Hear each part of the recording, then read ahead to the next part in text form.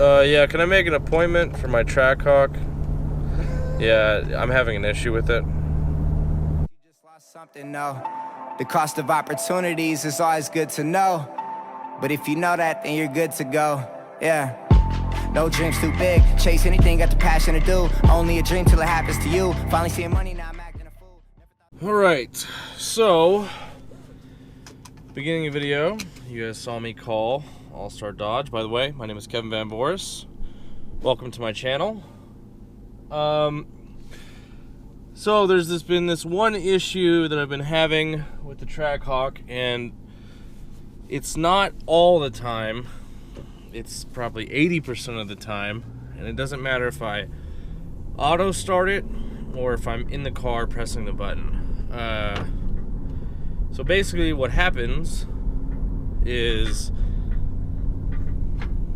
those are my wheels back there. Basically what happens is, say I auto start it, right? I'm outside the vehicle. And I'll make a, after I talk about it, I'll show you what it actually looks like. But I press the, I press it twice and it goes beep, beep, and it goes, and then kicks on.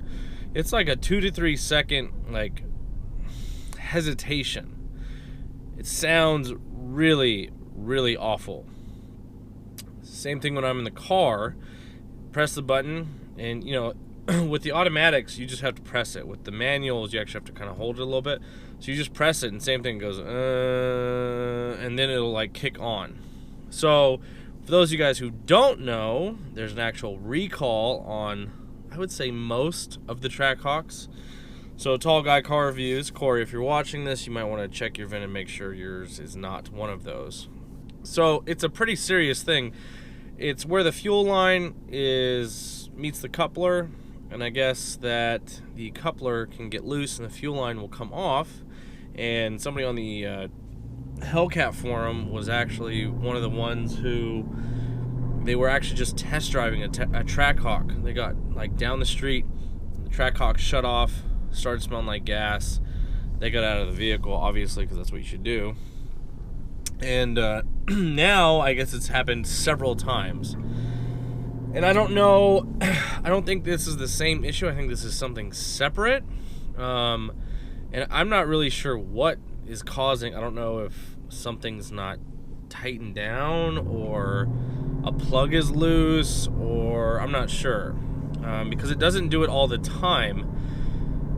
So I'm not really sure. I don't know, maybe it's a fuel pump. I don't know. I'm really not sure. I'm kind of stumped on this one, because if it was something small, like if something was loose, I would just fix it myself. It wouldn't be that too hard, but I really am kind of not sure on this. So if you guys have any ideas of what do you think it could be, let me know in the comments below. I do have a appointment tomorrow morning, and the first, it doesn't really like frustrate me, like, if you have to take your car into the dealer, whatever. I did ask her, because I said, I know there's a recall, can you check? And she said, well, your Trackhawk is one of the ones being recalled. I'm like, cool, okay. So is it okay to drive? And she said, well, just drive it. If something happens, you get free towing. I said, okay. I mean, that's what you said. So, because last thing I want to do is get stuck on the side of the road, and that's why I'm glad that All-Star Dodge can get me in tomorrow, to get this figured out, at least the ignition part. There's no parts yet for the fuel line thing. There's no parts for them. I looked it up last night.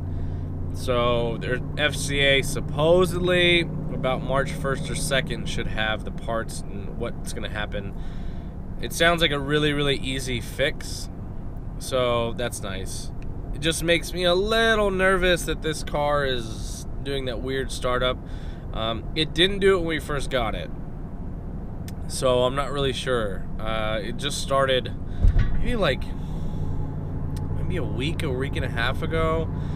It did it once or twice, and I was like, well, maybe it's just me. Maybe I don't know. Maybe it's just me thinking it is something, and then Rachel got in the car and she's like, what the fuck is that? I'm like, okay, so it's not just me then, something actually is going on here.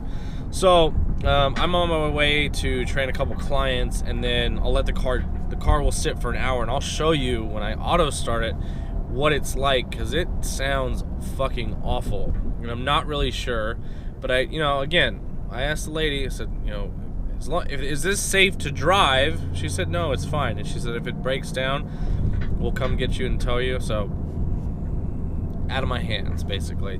Anyways, I'm going to finish heading to work. So, I'm very curious, though, to see what happens tomorrow when we do drop it off. But, yeah, this is... so, if you have a Trackhawk, I would call your dealer and make sure... Number one, that yours isn't recalled. Number two, I would just take it, if yours is one of the ones that's recalled, I would just take it to make sure that it's not extremely loose. There's some people that are on the recall list where they've had it checked out and it looks fine. They'll obviously still get the new parts once they come in. On the flip side of that, I've also seen where dealers have told people who own Trackhawks they are not allowed to even... What the fuck? Oh my god, I swear, there's just construction everywhere. They're not even allowed to sell them or drive them. I remember somebody went in to go check theirs out just to make sure that they could still drive it, and they said, we're not even allowed to let you drive it. And I was like, holy shit. So you might want to get that checked out if you have a Trackhawk. Just be safe. The last thing you want to do is the fucking fuel line coming apart. You're going down the fucking freeway, engine shuts off, you gotta hit the fucking brakes, fuel's going everywhere, you start a fire and you fucking die. I mean, it sounds like over the top, but I can almost guarantee you, that will or can happen and might happen if they don't get the shit under control. So hopefully FCA figures this out. As far as like my car smelling like gas or anything, I don't smell anything like that. But anyways, I'm gonna finish getting to work, and then I'll show you guys the startup problem, and I'll start it a couple of times to see. It'll do it like immediately, and then I don't think it'll do it again, but we'll see. So I don't know. Trackhawk issues already. 699 miles on it. All right, so just got done training a couple people, a couple clients. So I'm gonna show you. We'll see if it does it. I don't know. Of course, because when I show you guys, it probably won't do it. But just listen. Hopefully it does it. I guess we'll see. So, because it's cold enough, everything should be cooled down. So, you ready?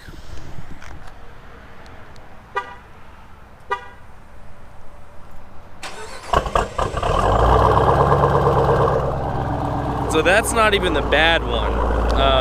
But did you see how it like kind of stuttered? So yeah, not very good. I'm gonna try and do this again because I'm gonna go home for a couple hours and then I'll see if it does it again. So we'll see. So I'll see you guys in a couple hours. All right, let's see if it does it now. Even worse.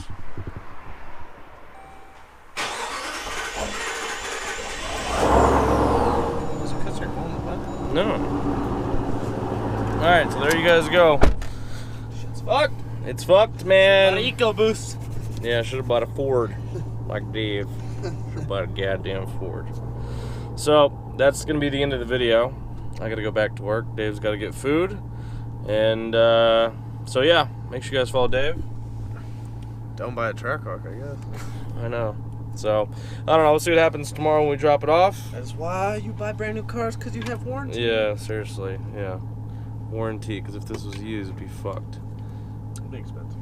Yeah. So, I don't know. We'll let you guys know what happens tomorrow. That'll be tomorrow's video probably, or Friday's. But thank you guys for watching today's video. My name is Kevin Voris. I have a broken Trackhawk, and I'm out this bitch.